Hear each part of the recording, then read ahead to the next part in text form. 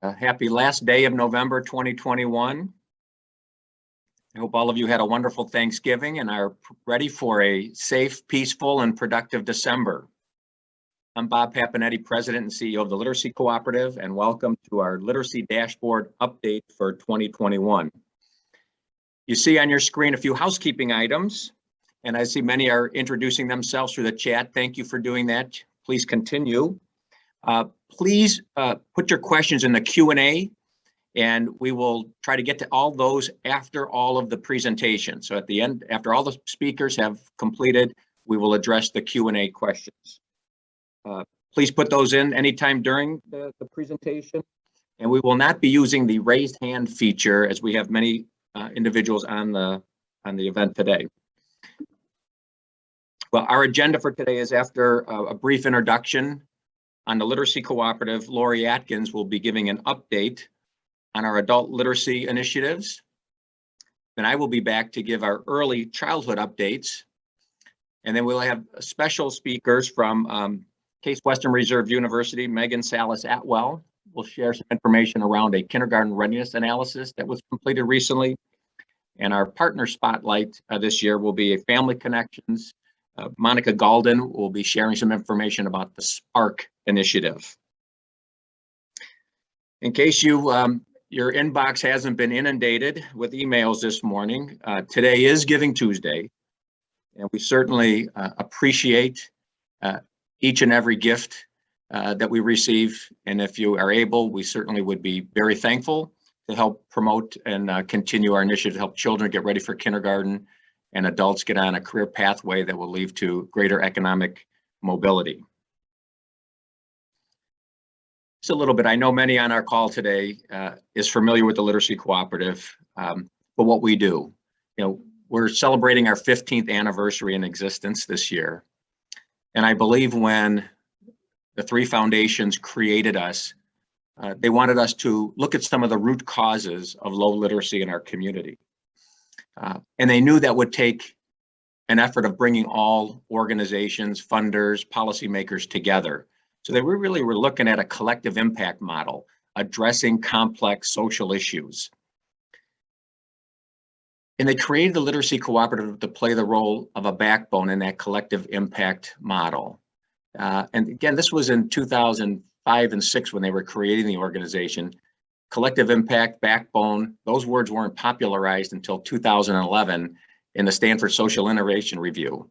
And so I think our founders were really ahead of the time in creating an organization like the Literacy Cooperative to bring partners together, to look for opportunities to leverage the strengths of each one, look for gaps in the literacy system, to demonstrate and pilot best practices from around the country.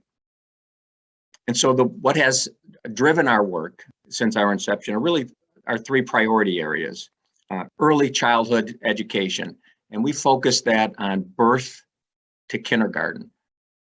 Birth to kindergarten, really looking at those critical early years in a child's life, those most optimal years of brain development for that child, to help that child get better prepared for kindergarten, to ensure a better probability of educational success. Our adult literacy focus is really through the lens of career pathways, how to help better connect adult literacy to workforce development to ensure that adults can get on that career pathway that could lead to family sustaining wages and, again, better economic stability. And of course, it's all wrapped up in family. Looking at the family as a single service unit opposed to a series of service units. What are the needs of the family, and how do we include that family in the planning process? This is our third annual Literacy Dashboard event. The purpose is to just provide accurate information, relevant and compelling data that's normally not easily found. We often are questioned around what are the literacy rates in Cuyahoga County. It's a challenging question. Laureen Atkins will be going over later some information from an international study. So what we decided several years ago with many of our partners was to really look at how is the literacy system doing. And to align with our focus areas, we want to report on two main data sets, one for adult literacy and one for early childhood literacy. For adults, we're going to track the number of adults without a high school diploma or equivalent. And for children, we're going to track the kindergarten readiness assessment scores that are reported to the state of Ohio. Those are the two main data sets that we will report. Because we know that there won't be a lot of change year to year, our plan is to report on those numbers every 5 years. But to perhaps give us some idea of how those numbers might be trending or what things influence those numbers, we've identified some early indicators. In the adult literacy area, our indicators are those adults, the number of adults that are enrolled in certified Aspire programs, and the number of Cuyahoga County adults who receive their high school equivalency through Aspire programs. And on our early literacy side, the leading indicators are the number of children that are enrolled in high quality preschool in Cuyahoga County, and the number of children who are enrolled in Dolly Parton's Imagination Library. Again, why do we do this? We want to clearly convey the costs and consequences of doing things the way we always do them. Inform agencies that are involved in literacy programs and services. Provide information for our public policy advocates, and increase funder support for effective strategies and programs. Now to share information on the literacy updates, Laureen Atkins, who is the Vice President of Strategic Initiatives for the Literacy Cooperative. Laurie? Thank you, Bob. Good morning, everyone. As Bob indicated, annually we want to review on the adult side, adults entering adult education and achieving high school equivalency. For the presentation this morning, we're going to focus on those adults entering adult education, and then we're also going to look at some countywide data through the survey of adult skills that will better give us some idea of what we're looking at in our community as far as ways to advance literacy. Having issues with this wanting to advance today. So first of all, disclaimer, there are many programs in Cuyahoga County that have adult education and English language learner programs, services. And so I want to acknowledge that we know that there's many out there. However, the data that we can publicly access is through the programs funded through the Ohio Department of Higher Education's Aspire. And there are 3 programs funded in our community: Cuyahoga Community College's Ohio Options Program, Cuyahoga County Public Library Aspire Greater Cleveland, and the Aspire program at the Polaris Career Center. These programs serve, in the last 3 years, about 3,200 to 4,900 adults annually, and they really serve about the lion's share of the adults in adult education in our community, but it's not to say that it's the only individuals served through this type of service. Looking at their data for the last 3 years, we see a couple different trends going on. One of the things that's interesting is we do see a large number of individuals that are coming through their programs are entering at or below a 5th grade level. So really what this means is that they need a long-term plan for increasing their literacy and numeracy, especially if their plans are to achieve their high school equivalency, because in theory, it takes about 100 hours of classroom time to go up 1 grade level. So it's an investment of time that's going to happen. So we are seeing that trend that they are coming in at a lower grade level, and so therefore are going to be in for kind of a long-term process to get to their goals that they have planned. The other thing that we're seeing in the enrollment of these 3 years is just that even though we're seeing a decrease in total enrollment, and one of them for FY20 is pretty much due to the start of the pandemic, because that year ended June 30th, 2020. And so what we saw was the last quarter pretty much they were shut down. And so we did see the effects of that through that. But we're also seeing a decrease in enrollment of individuals that are at that 9th to 12th grade entry point coming in for their high school equivalency. And it's a pretty significant increase. If we look at FY18, there was about 314 that were between that 9 and 12 range when they entered in, and there was 21 in FY20. So we are seeing that happening for that.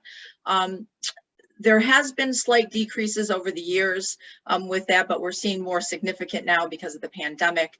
Statewide in FY19, there was about 27,000 adults that received services through Aspire.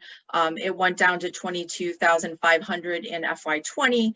And then last year statewide, the year that just ended, in June, they saw 17,000, so a 10,000 person decrease since the pandemic. So hopefully that will start to increase soon, and so we can get back to things on that.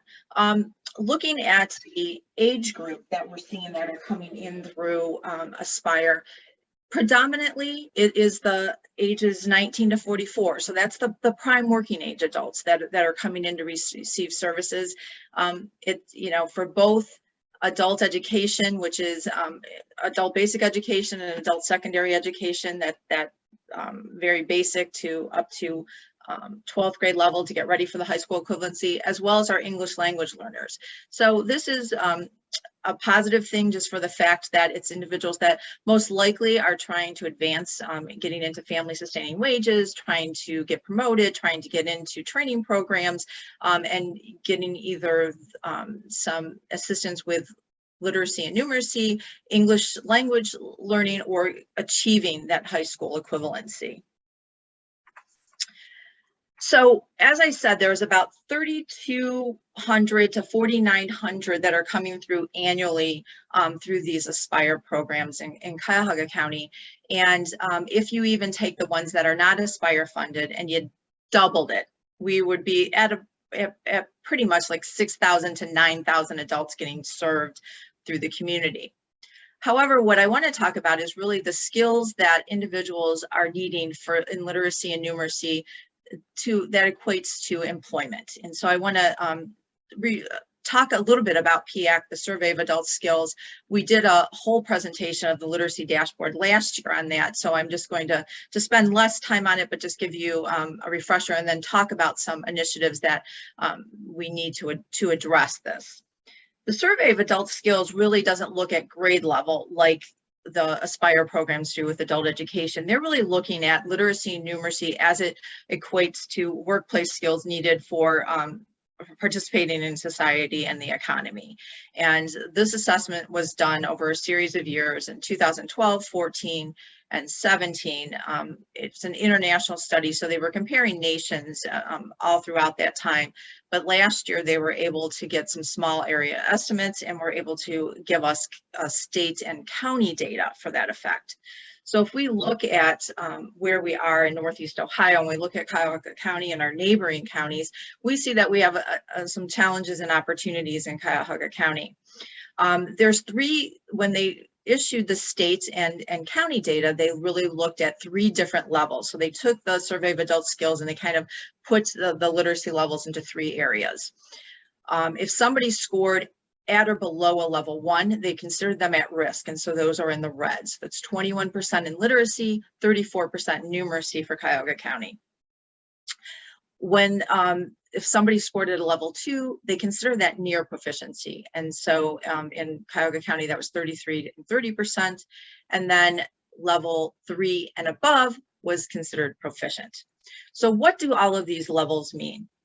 So at the very low end, at the 21% that you see there in red, that's somebody that's going to be considered to have low literacy. And on the very lower end, the below level 1, most likely they would be illiterate. And so when they're working and and trying to adapt to the work world and to society, they're probably going to be able to read short text, but not be able to have anything that's complicated. Compare and contrast might be difficult for individuals. Simple directions are fine. Multi-step directions might find difficulty, as well as using fractions and decimals competently. Level 2, the nearing proficiency, the biggest thing with level 2 is that the individuals are able to perform most jobs well. Where they're, so if they're looking at text, they're going to be able to do the multi-step directions. They're going to be able to look at information that may require paraphrasing. They're going to be able to do math.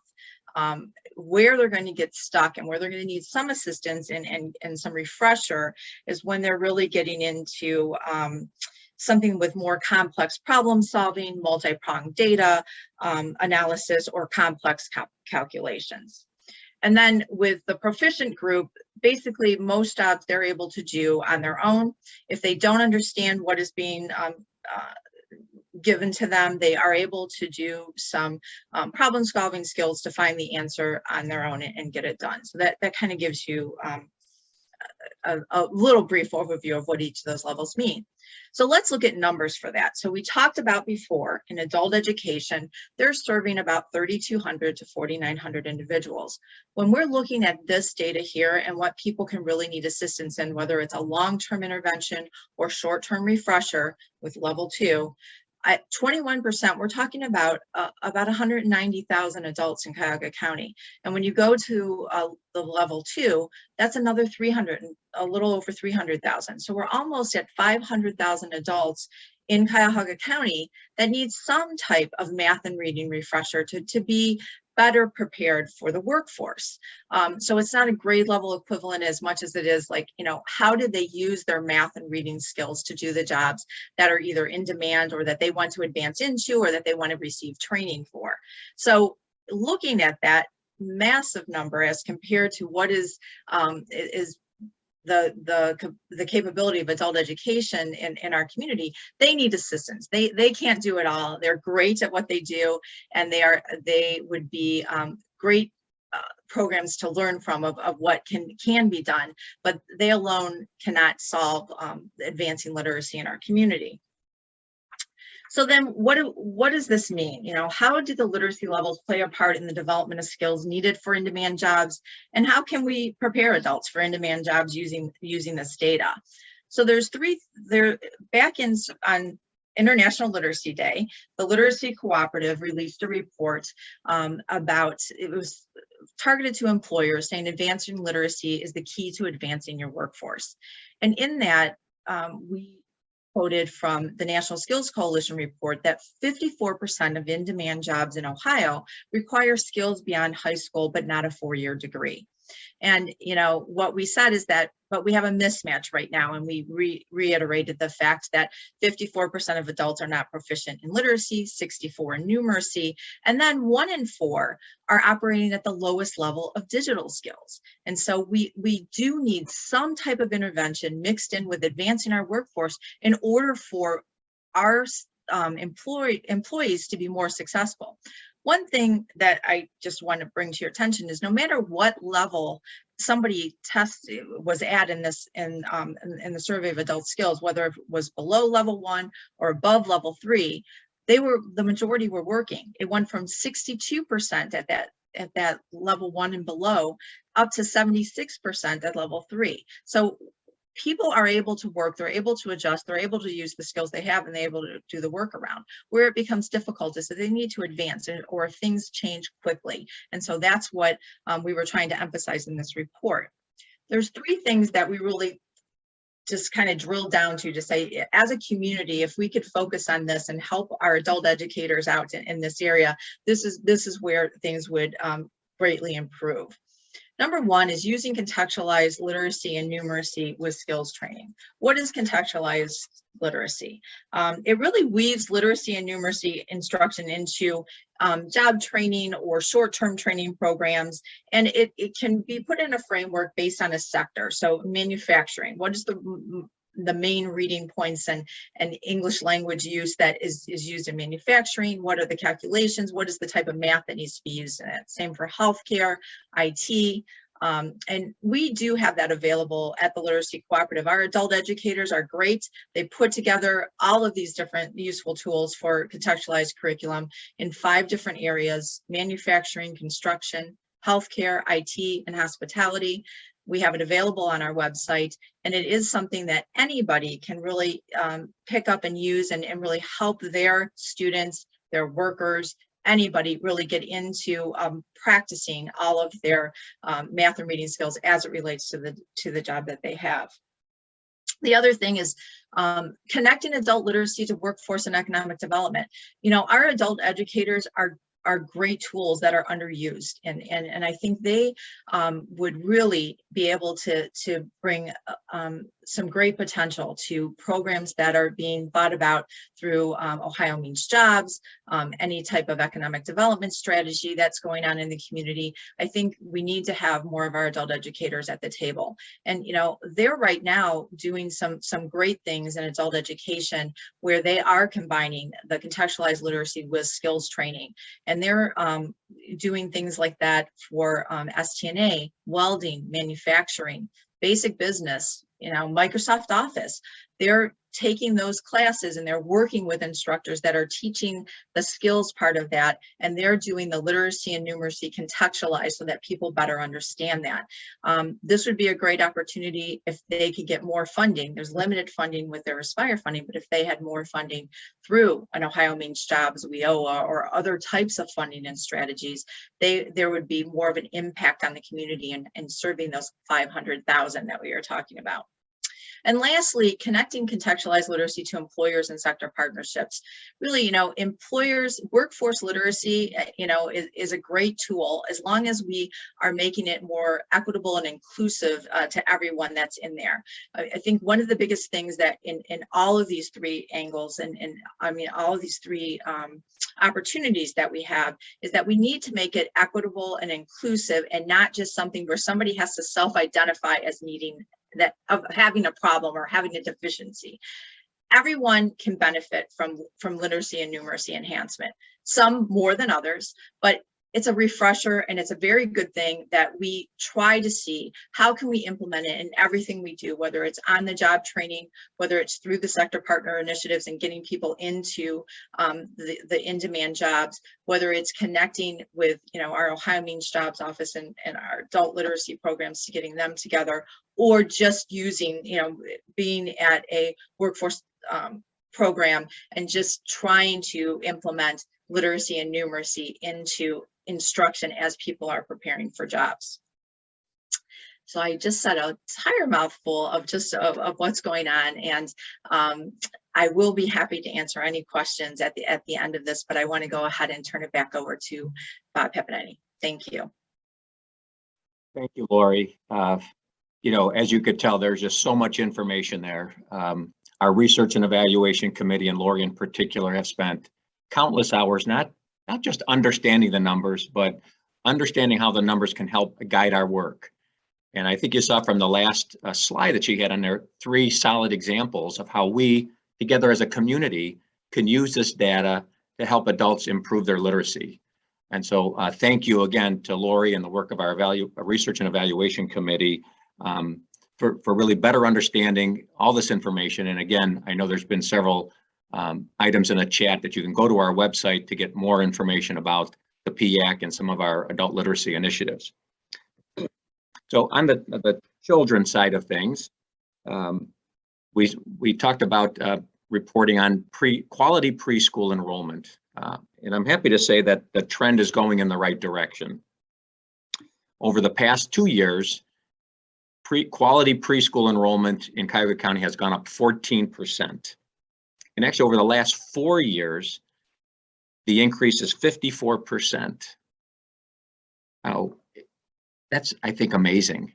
And we have so many in our community that are working to not only get more children enrolled, but to increase the number of quality preschool seats in our community. Research is clear. Children who participate in quality preschool are better prepared for kindergarten. There are 3 organizations in particular I just wanted to mention on this front, and I go, so many are involved, but Invest in Children, Starting Point, and Pre-for-CLE. That is such a focus of their work, and they do a wonderful job representing our community here locally and at the state level to ensure that the public policies are in place to continue to support quality preschool. Imagination Library. You know, again, Dolly Parton started this program so children could develop a love of books and reading. There are over 2,000 affiliates across the country. Many of them have done extensive research around how does this impact what's happening in the home, and also kindergarten readiness. And some that have had the program longer are looking at the connection to 3rd grade reading. It's clear that children who participate in Imagination Library are better prepared for kindergarten. Later in the presentation, Meghan will talk a little bit more about that, but I wanted to share some information around the survey that we just completed earlier in the fall. So looking at enrollment first on how we've been doing and getting more children enrolled, you'll see that 2018 and 19, the program was only available in select communities in Cuyahoga County. The program is replicated and expanded by geographic area. Every child under the age of 5 who lives in that designated area is eligible, period. Doesn't matter income status of the family, what school they go to, or what faith they're connected to. If they're under the age of 5 in that area, they're eligible. Early on in 2018 and 19 before, organizations like the Heights Family Foundation, the Bruning Foundation, Sisters of Charity, Third Federal Foundation, provided funding to open the program up mostly on east side neighborhoods of the city of Cleveland and first ring east side suburbs in Cuyahoga County. In January of 2020, with the help of First Lady Fran DeWine and the state of Ohio, we were able to expand the program to all of Cuyahoga County. So that's really what the big increase is attributed to between 2019 and 20. In fact, in January of 2020, when we announced the expansion, we saw 8,000 new enrollments in 1 month alone in Cuyahoga County. You'll see that in 2021, we served 36,482 children received books in 2021. I realized I skipped a page earlier to tell you that currently there are 30,000 children enrolled in Imagination Library. And for those of you that may not be familiar with the program, a child gets a brand new age-appropriate book in the mail every month. Every month from the moment we can enroll them or one of our partners can enroll them until they turn 5 years old. The Literacy Cooperative leads the program in Cuyahoga County. All right. The number of books that are mailed, again, you see the correlating increase between 2019 and 20. In 2021, 346,921 books were mailed. Now the books are mailed from the Dollywood Foundation. The Dollywood Foundation selects the books and the Dollywood Foundation mails the books. We, along with many partners who are on this call, helps to connect families to the program and help those families enroll in the program so that their child can begin receiving that brand new book in the mail every month. To give you a sense of where our enrollments are at, and really it's just really more on penetration rates. So it's the number of children who are under the age of 5 in each of these zip codes and the number of enrollments that we have in that zip code. And I apologize for the blurriness, but it's difficult to get the names of the communities in there, but you can kind of have a sense here that the darker colors here of the red are areas where we've had the program the longest. As I said, on the east side of Cleveland, those first ring east side suburbs. Those other areas didn't become eligible until January of 2020, and then the pandemic hit in March of 2020, which certainly had an impact on our enrollment. Enrollment continued to grow throughout the pandemic, but it was at a smaller level than what we had seen in the first couple months of 2020. This is really good. It gives us an idea of we, along with our partners, on where we have to really focus more efforts to make families aware of the program and really, who they get their information from.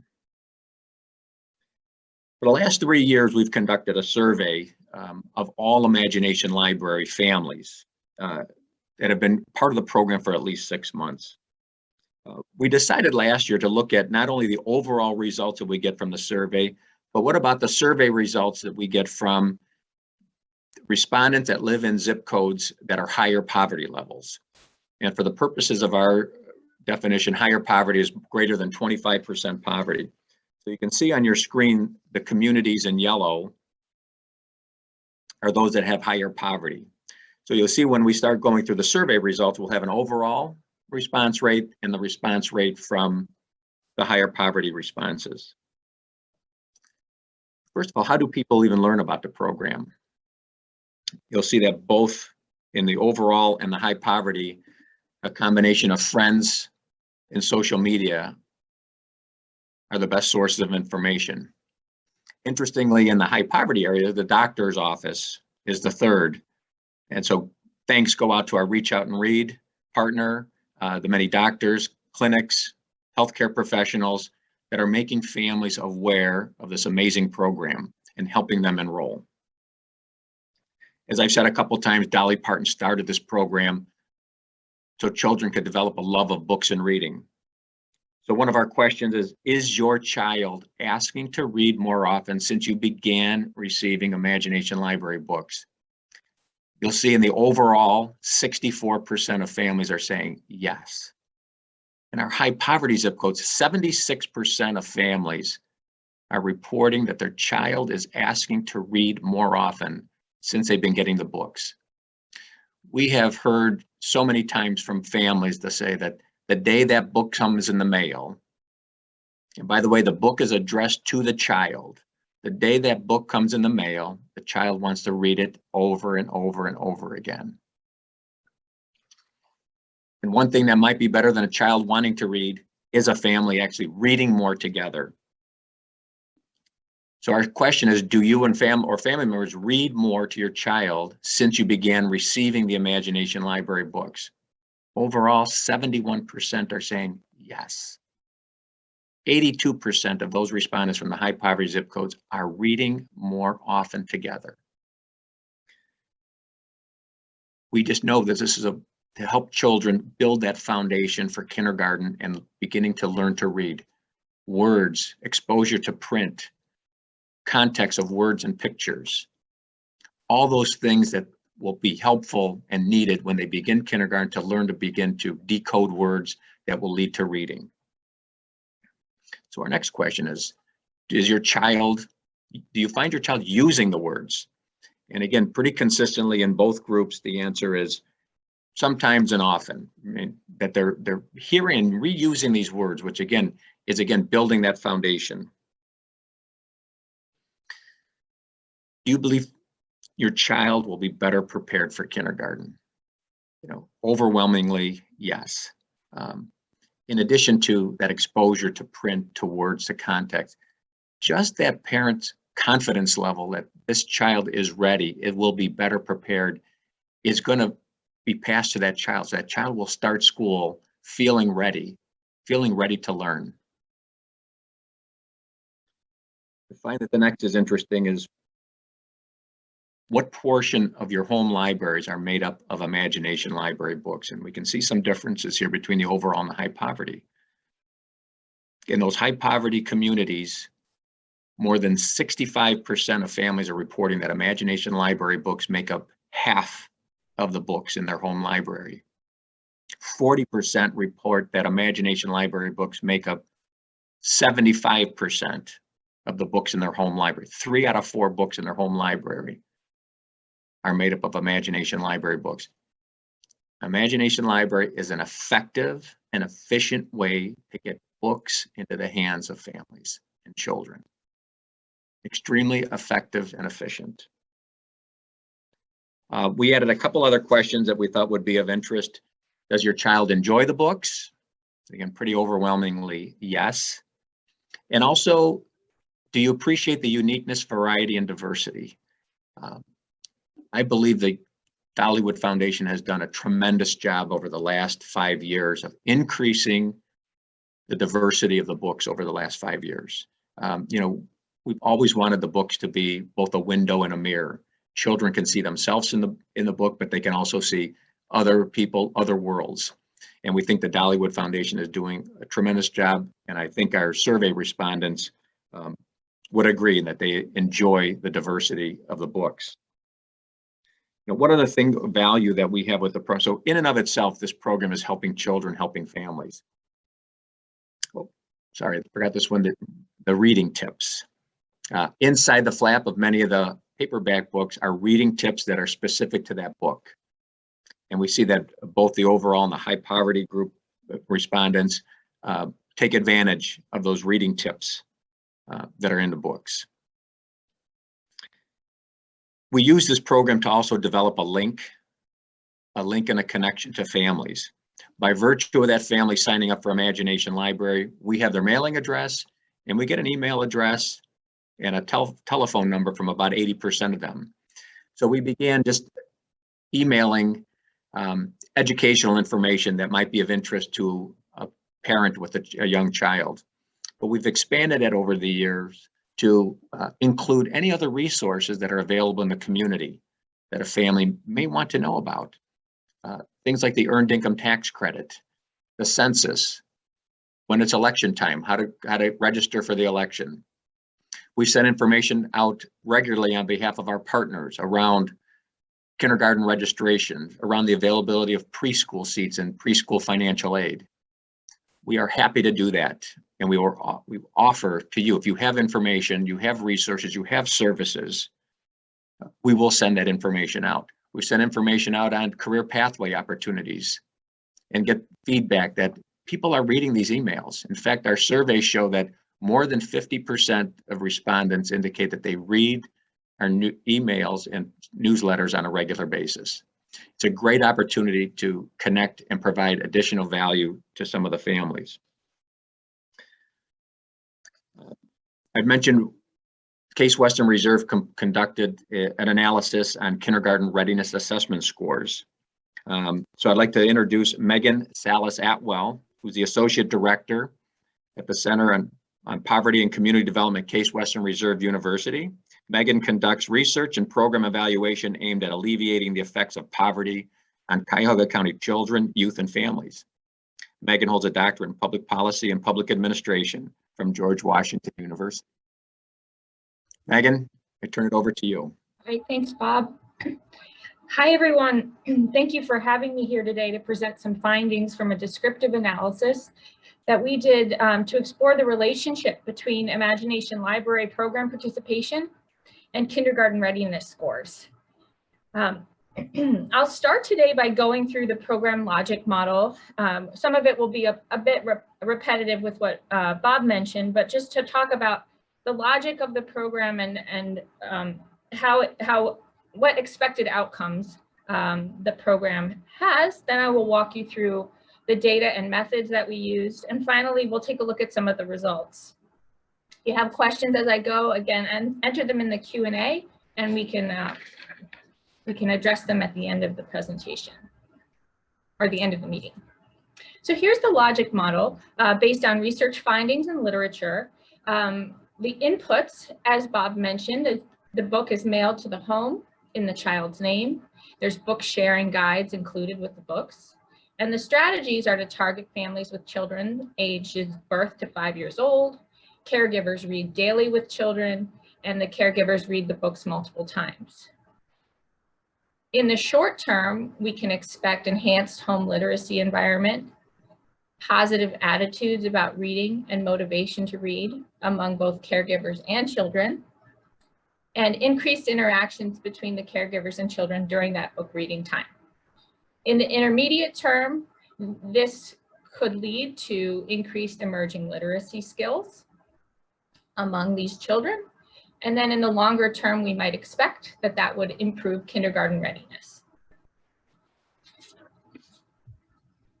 So since its founding in 1995 in Tennessee, the delivery and effectiveness has been studied, both in the US and internationally. And here are some of the main findings that have come out of this work. Parents and community coordinators report improved literacy behaviors in the home among participating families. The length of participation seems to matter. So those families who are enrolled longer report higher levels of frequency of reading. Obviously, more books would be in the home if you're participating longer, and that leads to increased enthusiasm and interest. Parents have reported an increased awareness of the importance of reading in relation to their child's development. And multiple sites, research studies have found positive relationships between literacy status at kindergarten entry between those participating in Imagination Library compared to those not participating. And some of those findings show that the difference continues beyond kindergarten all the way through third grade reading proficiency exams. So based on a logic model and the existing research in other communities, we set out to explore the relationship between Imagination Library participation and kindergarten readiness here in Cuyahoga County. To do that, we use the following data sources. So through secure and confidential data sharing protocols, we were provided with the monthly program records from the Imagination Library program, including demographic and service information of enrolled children. And next, we linked those records to our existing administrative records held within our child system, the Child Household Integrated Longitudinal Data System that we house securely here at Case Western Reserve University. And it holds individual level data from over 35 data providers with whom we have data sharing agreements. Those agreements, some of them are with local school districts, which provides us with the kindergarten readiness assessment results from those public schools with whom we have data sharing agreements in place. And then for the analysis, this is a preliminary analysis. So we were linking those records together, and we looked at the Imagination Library graduates in the fall of 2019. And so they would be entering kindergarten in the 1920 school year. So we had 518 children in our sample, of which we could find a valid kindergarten readiness score in 2019-2020 for 472 of those children. And we compared them to peers who entered kindergarten in that same year at those same school districts who did not participate in the Imagination Library program. So the sample there was 4,884, and of that group, we were able to find 4,056 with a valid kindergarten readiness score. So with those two samples in place, we did a descriptive comparison of baseline characteristics between the children who participate in Imagination Library compared to those who did not. And then we compared KRA results between those groups. And then finally, we did a descriptive comparison within the Imagination Library participating sample to explore the impact of dosage. So how many, does the number of months that a person participates in the program have an impact on the kindergarten readiness score? The first table here just details the sample size by school district. So of the Imagination, so of those 500 children that we found in the 1920 kindergarten cohort, here is where they went to school. And again, these are school districts for whom we have data sharing agreements with. Obviously, especially now that the program has expanded so much, children are attending districts throughout the entire county, and we don't have data sharing agreements with all of them. But here's what we have, and here's what we were able to find for this particular analysis. The majority, obviously, of children attended the Cleveland schools. And then throughout, they were pretty evenly distributed across many of the other districts: Bedford, Cleveland Heights, University Heights, Euclid, Garfield Heights, Maple Heights, Warrensville Heights. Small numbers of children were found in the Lakewood, Richmond Heights, and South Euclid and Hearst school districts. But again, we're a few years behind with this analysis, and given the rate of expansion of the program, I think the distribution would look different today. And this table is kind of that baseline comparison that I was talking about. It compares the two groups of children, so those participants in Imagination Library and those in the same kindergarten cohort who did not participate in Imagination Library, on several important characteristics that are known to be associated with kindergarten readiness from data sources held within our child system. So we have data from birth certificates, child welfare involvement, public assistance receipt, and lead screening and testing. So looking at the top of the table, we're looking at birth characteristics. So some birth characteristics shown, specifically the mother's age at birth and the mother's educational attainment, suggest that as a group in the 2019-2020 kindergarten year, the Imagination Library children were at a lower risk for experiencing a lack of school readiness compared to the comparison population, with the 82.2% of the children in the Imagination Library group born to a mother who had completed high school, as compared to 70.2% in the comparison group. However, on other birth factors, including whether the mother received adequate prenatal care, the child's weight at birth, the two groups look roughly similar to one another. And in both groups of children, approximately 1/4 had some form of involvement with the child welfare system prior to kindergarten entry, with between 8 to 10% experiencing at least one substantiated or indicated incident of maltreatment. Also, in both groups, the majority of children had received food assistance for at least 1 month at some point between birth and kindergarten. And we're using that as a proxy for poverty. It's imperfect, but that's all we have data for. And we're seeing that the comparison children experience this risk factor at a slightly higher rate than those participating in the Imagination Library program. In terms of a protective factor, we do receive data that lets us know if a child care subsidy was used for at least 1 month during the birth to kindergarten entry. And that's a flag that suggests potential preschool exposure. And we're seeing that that is a little bit higher among the Imagination Library group than the comparison group. Lastly, the data on lead screening and testing indicate that there's high levels of testing rates in both groups. At least one screening since birth. The majority of children received at least one, with about 15% of children in both groups having been exposed to levels of lead above the public health threshold of intervention, which at the time was 5 micrograms per deciliter. So kind of taking a moment to stop and think about these baseline differences that we're seeing. We know that the Imagination Library subgroup of children differs from their unserved peers going to the same school districts in several important ways. The mother's age at birth, mother's educational attainment, receipt of child care subsidy. Those are all, important factors that would relate potentially to a child's kindergarten readiness. So we just need to take care in making comparisons when we look at kindergarten readiness performance between the groups, because these biases could impact our results. So groups might not differ just because they participated in Imagination Library. They might differ based on other unknown or known characteristics and experiences. And before I jump to the results, I just want to talk a little bit about the state of Ohio's kindergarten readiness assessment for anyone who might not be familiar with it. So it measures 4 areas of early learning, and it's administered by the child's kindergarten teacher in the beginning of the school year. So language and literacy, social foundations for learning, mathematics, physical development, and well-being. There's an overall score for the child, and then the language and literacy subscale, they group the children into a binary on track or not on track category.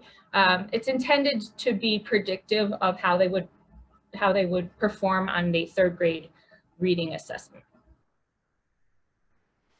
So now I'll get into some of our results.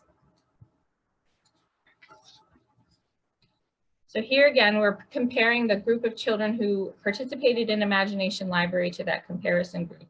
We find that a greater proportion of children in the Imagination Library subgroup scored in that top band. So the overall score where they're demonstrating readiness is the top band.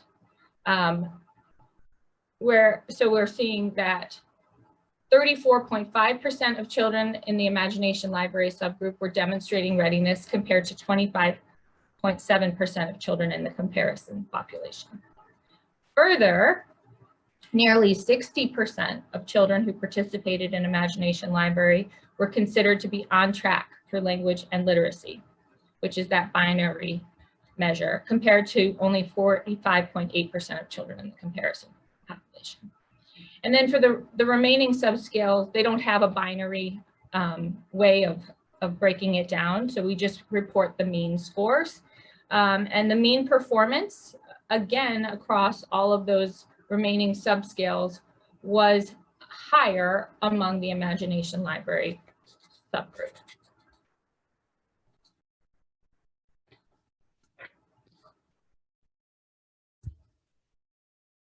And like I said, we also wanted to look within that Imagination Library subgroup at the mean number of months that a child participated and the relationship between that and kindergarten readiness scores.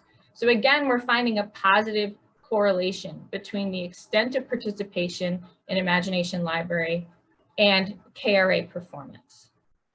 So as months of enrollment increases, so does KRA performance. You're seeing that the average number of months that a child in the demonstrating category participated was 15.4 compared to 11.1 in the emerging category.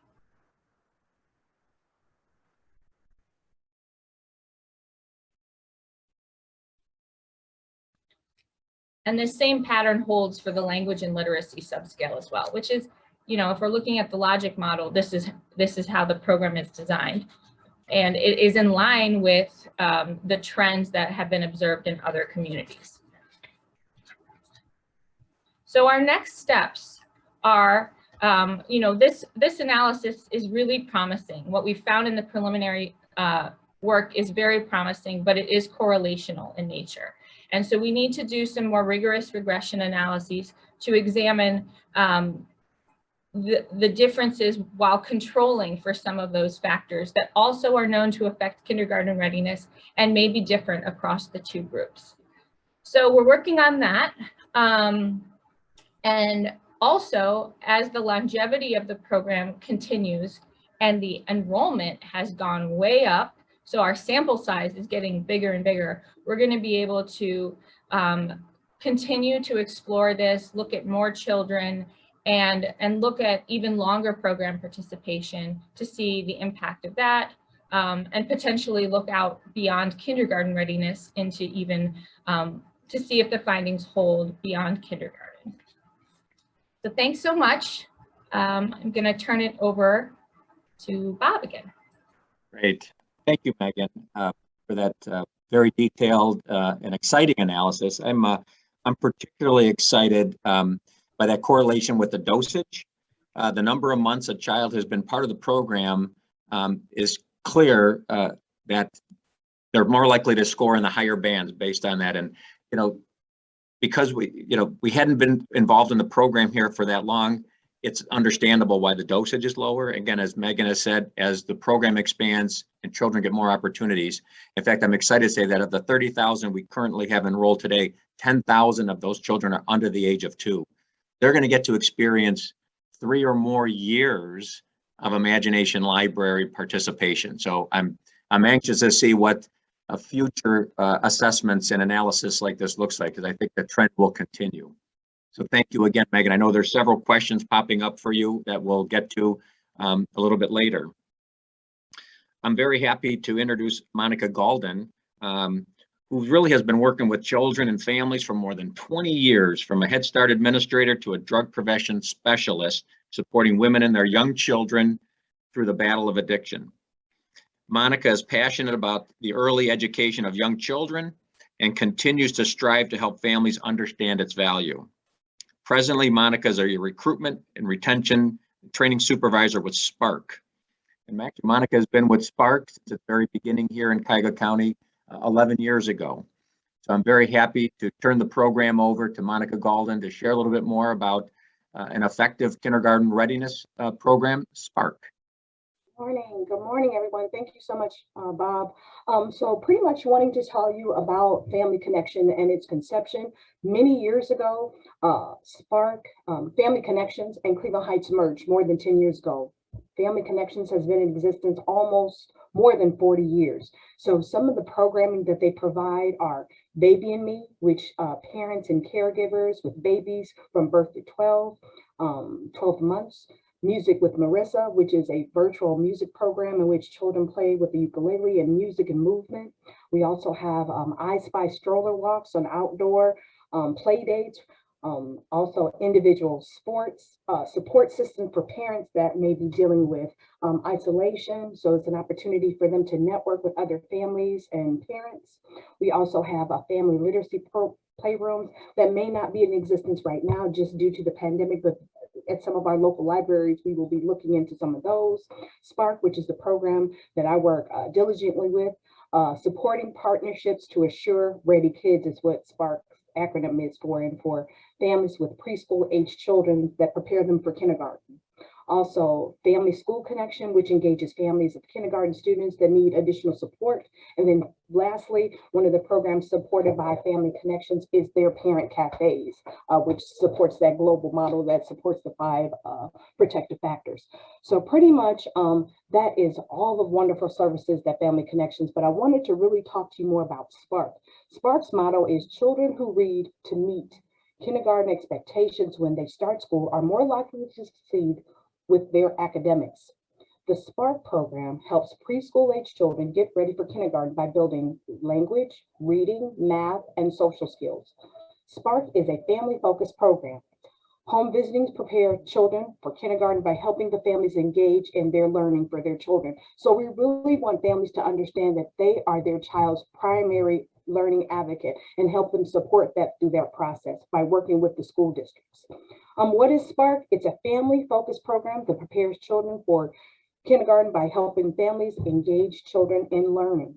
So again, this is a monthly visit that happens with children that are ages 3 and 4 years old that help them prepare for a successful kindergarten transition. Spark empowers parents to become their children's greatest learning advocate and most important teacher. And we model this behavior every month by bringing materials in, whether it be scissors, crayons, asking families what motivates their child, what's their child's favorite color, what they like to eat. So again, working very importantly with those family members, whether it's from a grandparent to the primary caregiver to, whoever that learning advocate may be, and helping families support that process. Spark engages the child and the parent in the structured lesson activities aligned with the Ohio Early Learning Standards and Development Standards, administers developmental assessments, screenings, and initiatives, referrals to need by the community. So we help families find resources within the community to support their child in that transition kindergarten. Spark provides books, supplies, and strategies that are needed to work consistently towards getting ready for kindergarten. So one of the things that I've been working with families with is kindergarten will be coming very quickly. So marching into kindergarten is one of our activities that we have, helping families understand that's a registration process. So helping our families understand that value. Spark collaborates with schools to make sure children experience a smooth transition into kindergarten. Spark is a home visiting model and which trains home visitors called parent partners that visit each Spark family monthly to conduct prescribed lessons with the child and parent. The parent partner evaluates the child's skill levels that's suggested by the parent. Okay. Spark also conducts developmental screenings that provide referrals and link to community resources. Every Spark family has access to a team of professionals in the field of early childhood, whether it be mental health, speech, language, and their development. Spark gets results for the last 11 years consecutively. Independent evaluators have found that Spark children take the state-mandated kindergarten entrance, which is known as the KRA, and have significantly overwhelmed, and overperformed their non-participant of their peers. This indicates that Spark children start school more than ready to learn. The last evaluation done by Case Western reports that 3 important factors. Over 61% of those children in 2018 Cuyahoga County Spark cohorts of on track for language and literacy at kindergarten entered, compared to 28% and 45% of unserved children at Cleveland, East Cleveland, Maple Heights, and Warrensville. So we know that children outdo their peers that participate in Spark.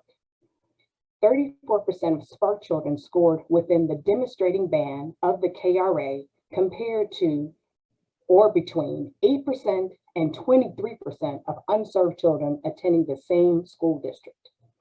In addition, findings of association between pre-literacy and pre-numeracy skills has measured at the end of the Spark program, and the KRA subscale performance suggests that students who exit the Spark program demonstrate an average to above average skill in those areas, whether it be language or other literacy needs. The goal of our parent partners is to work to ensure all parents' children exit the program demonstrating the level of mastery. An ample body of evidence exists demonstrating the long-term importance of being one of the formal educational experience ready to learn for kindergarten.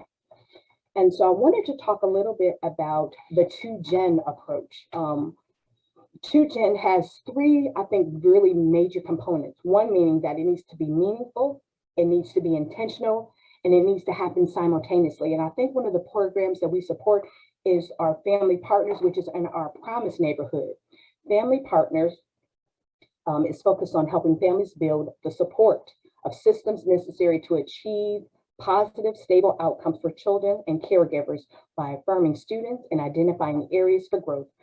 Okay, so some of those things, I think the family partnership came into existence in our Promise neighborhood for some very valid reasons, for the need for mental health screenings, health stress, a number of things. So in this particular community, the people that are on that are Rashawn Bunton, Kate Woods, who's from Ohio Guidestone, Sisters of Charity Foundation, Coretta Daniels, who's the Early Learning Navigational, and Keisha Funches, who is our parent partner through Spark. We collaborated with this program for the last few years and found that there was a need for this particular programming. So in that, is there anything else or any other questions? Please let me know. Thank you. Great, thank you, Monica. I'm excited that this program, when it first was launched in Cuyahoga County, was in select zip codes. Again, based on funding, it's now available throughout Cuyahoga County, and just doing amazing work. So, and I wanted to shout out to Literacy Cooperative, because you all have been instrumental and very helpful in helping us expand our recruitment. So thank you so much. Yep, you're welcome. Okay, great. We've gotten several questions. First, the slides will be available. So we will make those slides available on our website to our participants. Megan, a question to you. Will the Case Western Reserve report be published and accessible through university database? I think we're hoping to finish up the more rigorous statistical analysis. And then once that's complete, yes, the hope is to put it out for public consumption. Great, thank you. Lori, there was a question about if the PIACC data is available for other counties in Ohio other than those that were listed. Yes, thank you for that. Yes, I put a link in the chat of the PIACC skills map, and what that is, it shows all of the United States. It's broken down by state and county data, and you can just select which literacy and numeracy level, and it'll tell you what the ratings are throughout the community. It won't look like what I showed you in the previous screen, because we kind of customized ours, but it will give you as much data as you want in comparing one county to another, or looking at one state compared to another. So that is in the chat, and I will I'll put it in the chat again right now so that it's the freshest one. Great, thank you. There was a question on whether we will try to look at third grade reading scores as we have with kindergarten readiness? And I believe the answer is yes. We would like to do that. And I know several other communities have done that and also have found a positive relationship between Imagination Library participation and third grade reading ability. We also would like to take a look at some other factors. In Shelby County, Tennessee, where the city of Memphis is, they also have looked at school attendance and suspension rates and have found, again, a positive relationship between better attendance and Imagination Library participation and fewer suspensions. And so that's another aspect that we'll be talking to Meghan and Case about how we could track that as well. Meghan, a question for you. What does a more rigorous regression analysis look like? Sure. So some of those factors that we identified at that baseline table. So thinking about the mother's age at the child's birth and, for example, the mother's educational attainment. Those are things that are known to affect kindergarten readiness that we would want to include in a statistical model as a control. So under, in a true randomized, say kids in the county were randomized into the Imagination Library program, then you could assume that any differences between them would get washed away, and you could attribute any differences in KRA scores to Imagination Library participation. But because they're not randomly assigned, we have to account for the fact that there might be some factors that might make someone more likely to participate in Imagination Library selection into the program, and those same factors might also affect their kindergarten readiness. So a more rigorous model helps to kind of approximate what would have happened in a randomized situation where you're controlling for those other variables, so that at the end of the day, you can feel more confident with whatever results you find, attributing them directly to the program and knowing that it's not potentially some other factor that's driving it. Great, thank you. Yes, thank you. There was a question, what does Imagination Library Initiative look like over the next 5 years, and also the total number of children under the age of 5. So our goal is certainly to continue to work with our partners to enroll more children. There are, I see that Joan just put in the chat, somewhere between 70 and 75,000 children in Cuyahoga County under the age of 5. While we've made great progress, there are many children who we have yet to enroll. And as you saw from the penetration map, we have an idea where to focus some of our strategies. And we continue to work with the school districts, the faith-based organizations to make families aware of this wonderful program that is free to families. With increased enrollment is increased cost. So as a community, we have to continue to raise dollars to support the program. As I mentioned, it's an incredibly effective and efficient way to get books to families. With the help of the state, the local responsibility is about $25 per year per child to continue to support this program. So as we grow, the costs are going to grow as well.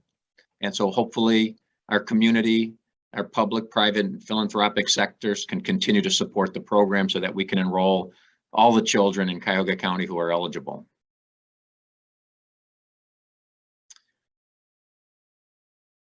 I think those are all the questions that I saw in the Q&A.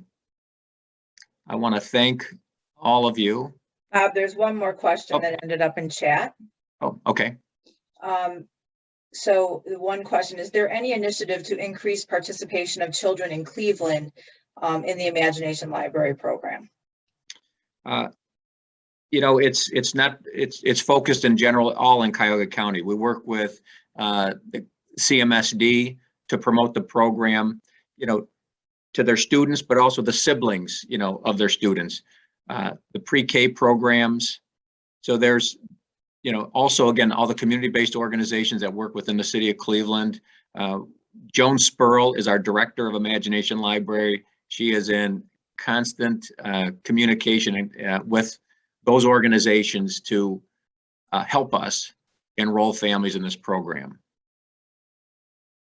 We're certainly open to any ideas folks have on how we could increase enrollment.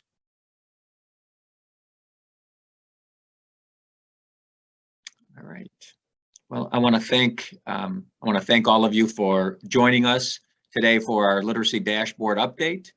We'll look forward to continue to work with you in the coming year, and hopefully 2022 will be a wonderful year, and that we can return to some level of normal and get back out and see one another. And I hope you all have a wonderful holiday, and I look forward to, again, continuing to work with you. Thank you.